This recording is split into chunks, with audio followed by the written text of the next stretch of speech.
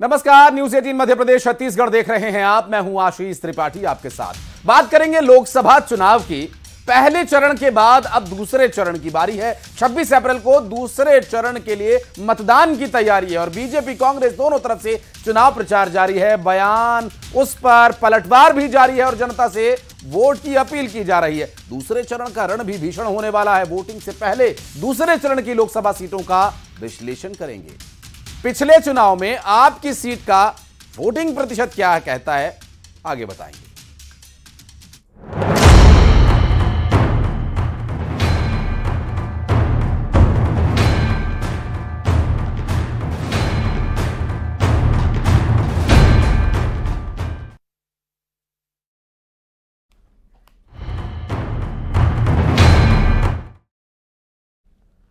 तो लोकसभा चुनाव के लिए जो तैयारियां चल रही हैं उन पर क्या असर दिखाई देगा, जनता पर उसका क्या असर होगा, नेताओं पर उसका क्या असर होगा और अभी की स्थिति क्या है, इसके बारे में भी विस्तार पूर्वक आपको बताएंगे कि आखिर इस बार का जो दूसरा चरण है वो किसके पक्ष में जा सकता है, किसके लिए ये माहौल बना सकता है। और अभी जो नेता पूरे प्रचार में ताकत झोंके हुए हैं, अब से कुछ ही देर में इस पर विराम भी लग जाएगा और इसके लिए लगातार जो कोशिशें हैं, चाहे वो बीजेपी की तरफ से हो या कांग्रेस की तरफ से, इंडिया अलायंस की तरफ से हो या फिर एनडीए की तरफ से, सभी की कोशिश यह है कि जनता को अपने पक्ष में ज्यादा से ज्यादा किया जाए, लोगों को अपने लिए जुटाया जाए, उनको वोट में परिवर्तित किया जाए जो रैलियों में पहुंच रहे लोग हैं।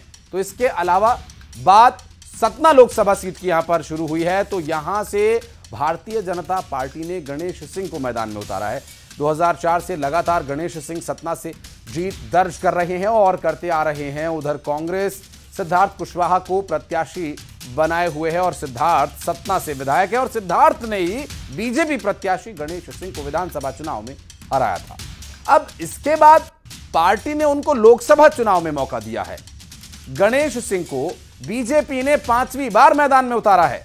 उधर सिद्धार्थ कुशवाहा बीते 5.5 साल में 3 चुनाव लड़ चुके हैं। एक चुनाव में उनको हार का भी सामना करना पड़ा। सिद्धार्थ कुशवाहा साल 2022 में नगर निगम का चुनाव 25,000 वोटों से हार गए थे। हालांकि उसके बाद साल 2023 में विधानसभा चुनाव में उन्होंने मौजूदा सांसद गणेश सिंह को हरा दिया। लेकिन अब जो मुकाबला है वो लोकसभा चुनाव का है। अगर बात वोट प्रतिशत की करें तो 2009 के चुनाव में बीजेपी और कांग्रेस के बीच महज 1% का ही अंतर रहा है। साल 2009 में जीत का जो मार्जिन था वो मात्र 4,000 का था।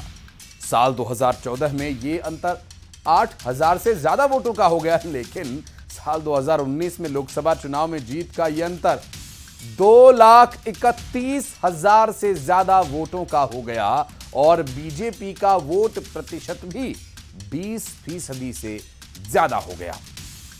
तो आज सतना सीट की हम बात कर रहे हैं जहां से भारतीय जनता पार्टी ने गणेश सिंह को मैदान में उतारा, जबकि कांग्रेस पार्टी का प्रत्याशी यहां पर राजाराम त्रिपाठी चुनावी मैदान में है। उस वक्त जब हम आपको जो आंकड़े दिखा रहे हैं, उस वक्त जो तस्वीर थी उसके बारे में ग्राफिक्स के माध्यम से बता रहे हैं। साल 2009, 2014 और इसके अलावा साल दर साल 2019 और अब 2024 का जो लोकसभा चुनाव है उसकी जो स्थिति है वो कुछ अलग है। चूंकि साल 2019 में राजाराम त्रिपाठी से उनका मुकाबला था, जबकि 2014 में कांग्रेस पार्टी के कद्दावर नेता अजय सिंह से उनका मुकाबला था। साल 2009 में जो जीत का मार्जिन था वो और वोट प्रतिशत सब कुछ यहां पर आपको ग्राफिक्स के माध्यम से दिखा रहे हैं। ये सतना लोकसभा सीट की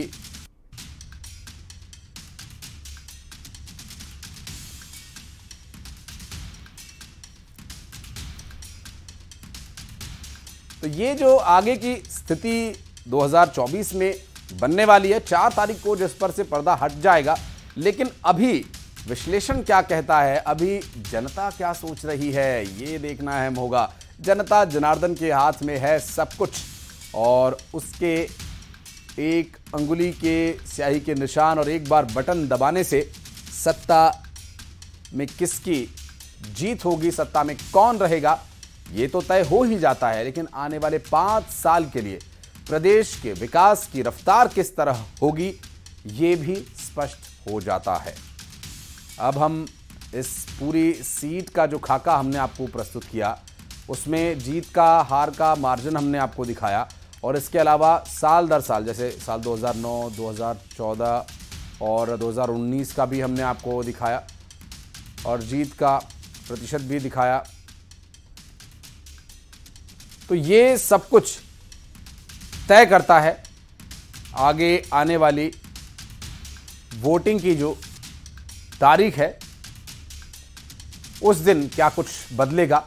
और अब बात करेंगे सतना के बाद हम रीवा लोकसभा सीट की, जहां से जनार्दन मिश्रा, भारतीय जनता पार्टी के सीनियर सांसद, साल 2014 में पहली बार रीवा लोकसभा सीट से चुनाव में जीत दर्ज की, और इसके साथ लगातार दूसरी बार साल 2019 में भी जीत हासिल कर वे सांसद बने, और अब तीसरी बार पार्टी ने फिर से उन पर भरोसा जताते हुए उन्हें न सिर्फ टिकट दिया है, बल्कि उधर कांग्रेस पार्टी ने नीलम मिश्रा को प्रत्याशी बनाया, और इस सीट पर अब मिश्रा बनाम मिश्रा का मुकाबला हो गया है। नीलम मिश्रा 2013 में भारतीय जनता पार्टी के टिकट पर सिमरिया सीट से चुनाव जीतकर विधायक बनी थी। साल 2018 में बीजेपी से दूरी बना ली। एक एक कर पति पत्नी ने बीजेपी छोड़ दी।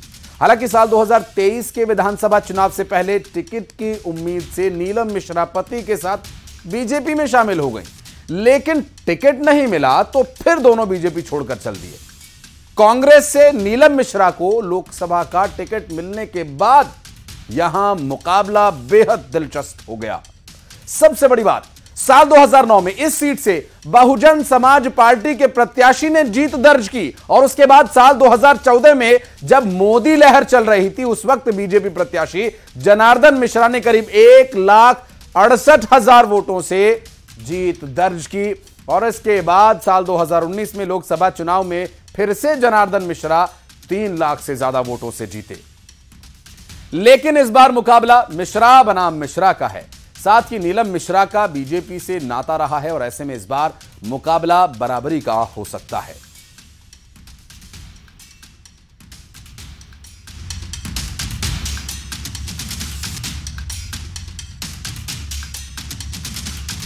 तो ये सतना और रीवा सीट की हम बात कर रहे हैं, और इन पर क्या स्थिति रही, क्या अब तक आंकड़े रहे, ये तो हमने आपको बताया ही, लेकिन कुछ सवाल इसके बारे में हमारे पास हैं। उन सवालों का भी हम जवाब तलाशने की कोशिश करेंगे। और अभी अगर सतना की बात करें तो गणेश सिंह 2004 से लगातार सांसद हैं, लेकिन सतना से विधानसभा में गणेश सिंह हार गए थे। उनको हराने वाले भी सिद्धार्थ कुशवाहा ही हैं, और अब लोकसभा चुनाव में दोनों आमने सामने, यानी मुकाबला दिलचस्प है। लोकसभा चुनाव को लेकर क्या इससे बात समझ में आती है, आगे और भी इस पर विस्तार पूर्वक चर्चा करेंगे। और हमारे साथ कुछ मेहमान जुड़ेंगे अब से कुछ ही देर में, और डॉक्टर सत्यप्रकाश शर्मा हमारे साथ जुड़ गए हैं, राजनीतिक विश्लेषक हैं। सत्यप्रकाश जी, बहुत स्वागत है आपका न्यूज़ 18 मध्य प्रदेश छत्तीसगढ़ पर।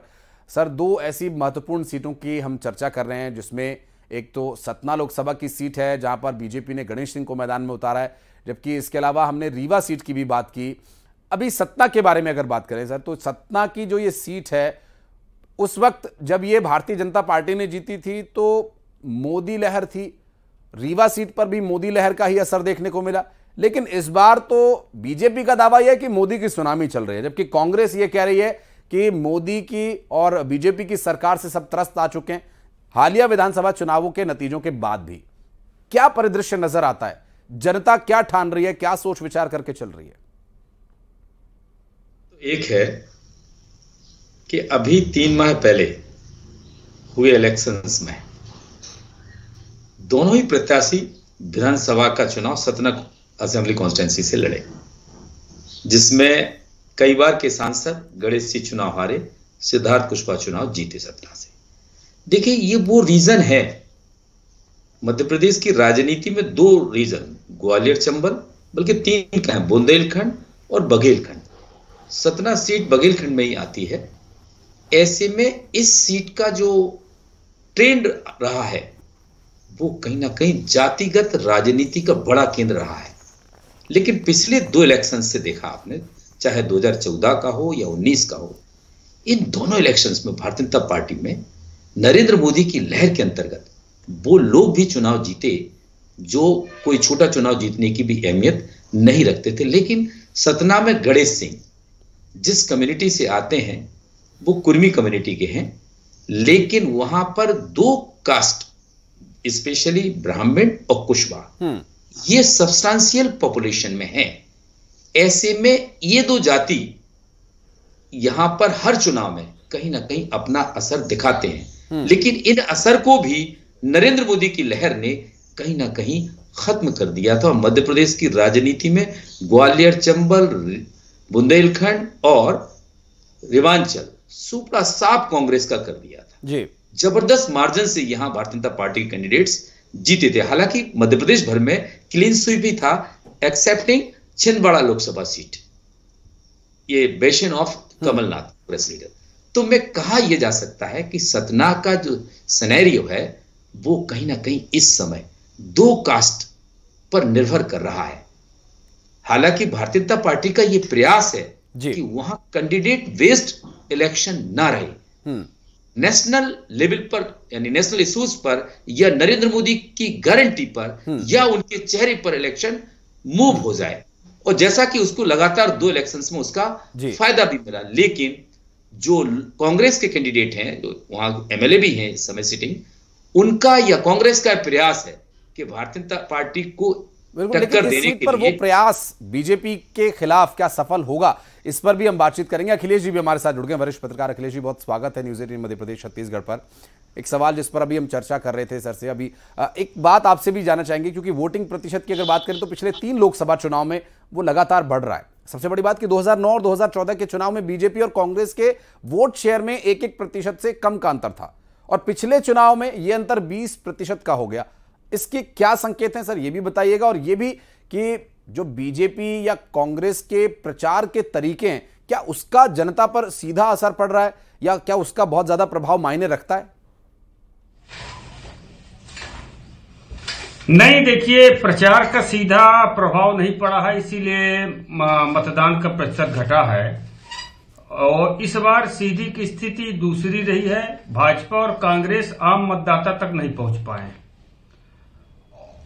और सबसे बड़ी बात कि यहां सीधी में भाजपा के जो बेस वोटर थे ब्राह्मण, वो वोट डालने नहीं पहुंचे मतदान केंद्रों में, इसलिए सीधी से सीट फंसी हुई है जी। ये नहीं कहा जा सकता कि कांग्रेस के पक्ष में जाएगी या भाजपा के। जी अखिलेश जी, एक सवाल मेरा सतना के संदर्भ में भी रहेगा। सतना लोकसभा सीट जिस पर अभी हम चर्चा भी कर रहे थे, सतना एक सीट ऐसी है जिसके बारे में जातिगत समीकरण के बारे में भी हमारे साथ चूंकि इस बारे में चर्चा हम कर रहे हैं, तो वो जातिगत समीकरण और प्रचार का क्या कॉम्बिनेशन, क्या समीकरण यहां पर बैठ रहा है, क्या वो पार्टियों के पक्ष में जाएगा? क्योंकि हर पार्टी की जातिगत राजनीति का कुछ ना कुछ अंश रहता है, कोई कितने भी विशुद्ध राजनीति का दावा भले ही क्यों ना करे, उसका और प्रचार का कॉम्बिनेशन कैसा नजर आ रहा है अभी सतना सीट पर?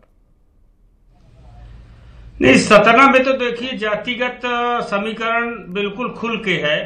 वहां स्थिति यह है कि एक जो पटेल वर्ग है वो गणेश सिंह के साथ है और कुशवाहा वर्ग है वो सिद्धार्थ कुशवाहा के साथ है। अब वहां पे निर्णायक भूमिका ब्राह्मणों की है।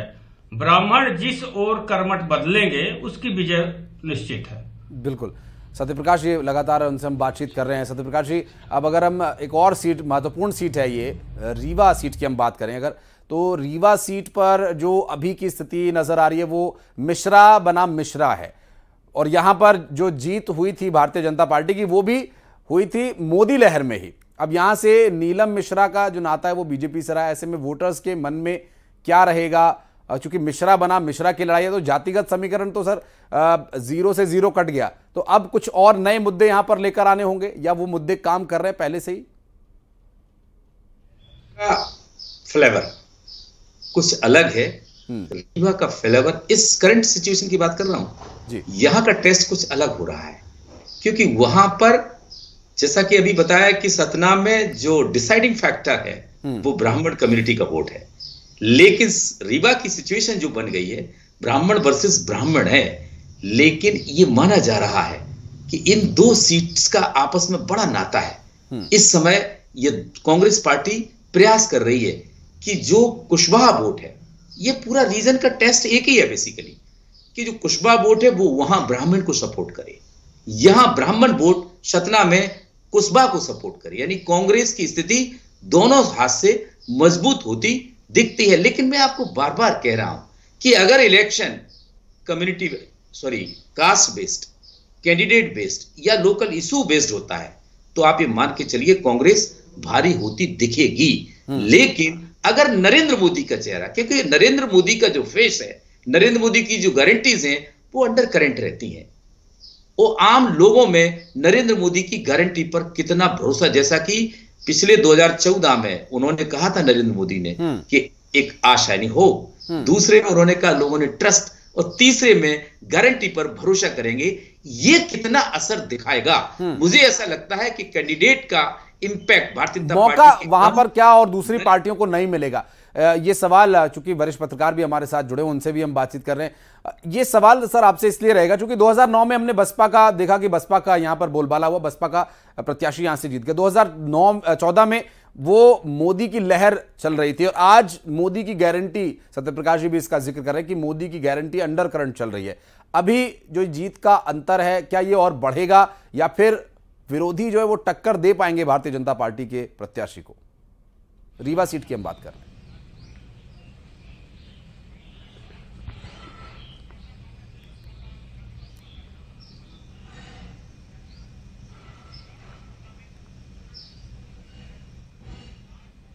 अखिलेश जी, आवाज मिल पा रही है आपको?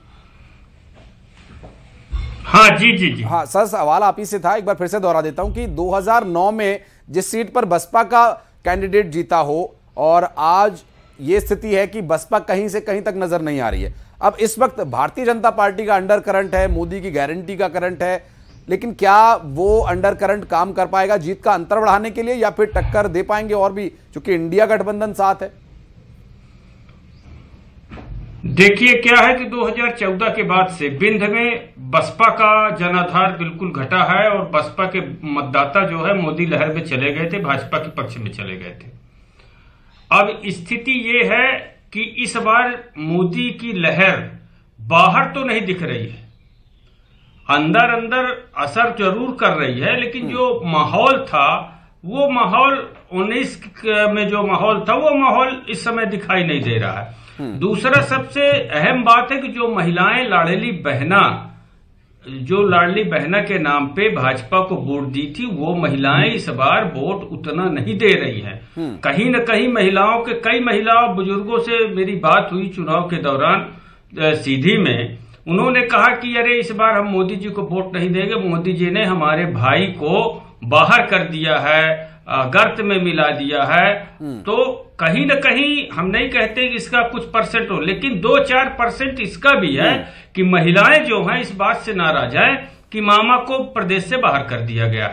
हाँ, लेकिन ये अखिलेश जी जो आप बात कह रहे हैं, सत्यप्रकाश जी मैं आपकी भी इस पर टिप्पणी चाहूंगा। शिवराज सिंह चौहान क्या उतना बड़ा फैक्टर रहेंगे या बहुत ज्यादा फर्क, अगर वो फैक्टर काम कर भी रहा है तो बहुत ज्यादा फर्क इससे परसेंटेज पर नहीं पड़ेगा? आप कैसे देखते हैं इसे? देखिए, इसमें कोई दो राह नहीं। शिवराज सिंह चौहान हालांकि पूरे मध्य प्रदेश के बड़े लीडर रहे हैं, आज भी हैं, लेकिन ये जो इलाका है विंध्य का जी, इसमें उनकी जबरदस्त पकड़ मानी जाती है। हाँ। इससे नकारा नहीं जा सकता। लेकिन ये जो बीजेपी के तो काम करने का यही तरीका है, बीजेपी तो ऐसे ही काम करती है। देखिए, जो यहां का जो सिनेरियो रहा है असेंबली इलेक्शंस का जी, उसमें आपने देखा कि पूरा चुनाव, क्योंकि मामा को प्रोजेक्टेड नहीं किया गया था, नरेंद्र मोदी के चेहरे पर हुआ। हालांकि जो राजनीतिक विश्लेषक लोग हैं या इस चीज की समझ रखते हैं या पॉलिटिकल कॉरिडोर्स में ये बात जबरदस्त चली है कि कहीं ना कहीं लाडली बहना योजना अंडर करंट थी, जिसका एस्टिमेशन कांग्रेस के पास नहीं था। इसी कारण वो इस चीज में हावी नहीं हो पाए।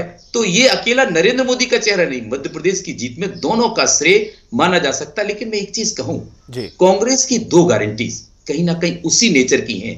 एक तो महिलाओं को 1 लाख रुपए एनुअली देना और दूसरा युवाओं को देना। तो इसका प्रचार प्रसार क्या लाडली बहना की टक्कर में कांग्रेस कर पाने में सफल हो रही है पूरे देश के अंदर? इस पर कहीं ना कहीं कांग्रेस की राह मध्य प्रदेश प्रचार के साथ साथ वादों के साथ साथ गारंटियों के साथ साथ भरोसा भी, क्या वो जीत पा रहे हैं या नहीं, सवाल ये भी है। इस पर भी हम चर्चा करेंगे आगे, लेकिन अभी समय इजाजत नहीं दे रहा। अखिलेश जी बहुत बहुत शुक्रिया, सत्यप्रकाश जी बहुत बहुत धन्यवाद आपका हमारे साथ जुड़ने के लिए और इस विषय पर बातचीत करने के लिए। खबरों का सिलसिला आगे भी लगातार जारी रहेगा। एक बहुत छोटे से ब्रेक के लिए हम यहां पर रुक रहे हैं, आप कहीं मत जाइएगा।